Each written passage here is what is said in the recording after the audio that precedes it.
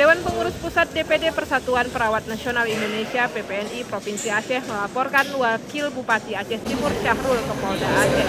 Laporan itu terkait kasus dugaan tindakan pidana penganiayaan terhadap seorang perawat saat memberikan pelayanan kepada Syahrul di Rumah Sakit Umum Daerah Sultan Abdul Aziz Shah Perla, Aceh Timur. Pihaknya melaporkan Wakil Bupati Aceh Timur ke Polda Aceh terkait kasus penganiayaan terhadap perawat saat menjalankan tugas di RSUD setempat. Menurut Abdurrahman, perawat yang merupakan anggota PPNI Aceh Timur itu dianiaya saat ia sedang menjalankan tugas profesi memberikan pelayanan kepada pasien.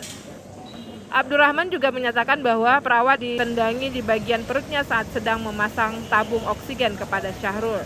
PPNI sebagai organisasi perawat berkewajiban melindungi seluruh anggotanya.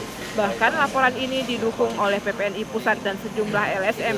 Korban dan juga sebagai perawat yang melaksanakan tugas profesinya, maka kami berkewajiban untuk mendampingi korban untuk melaporkan kasus ini supaya bisa diproses seadil-adilnya. Sementara itu, korban berinisial FA selaku perawat yang menjadi korban tindak kekerasan yang diduga dilakukan Wakil Bupati Aceh Timur itu mengaku ditendang dan dimaki oleh Wakil Bupati. Namun, dia tidak mengetahui apa penyebab tindakan tersebut dilakukan terhadap dirinya. Ketika setiba saya di ruangan itu, saya sedang memasang pengaman oksigen itu karena posisi oksigen itu pada saat itu tidak ada trolinya, tidak ada dorong. Saya seret dan ketika saya memasang itu kejadian itu langsung terjadi tendangan ke arah saya. Berapa kali? Yang mengenai saya sekali dan ada sekali lagi percobaan cuma ditahan oleh pasien di sebelahnya. Ada berapa?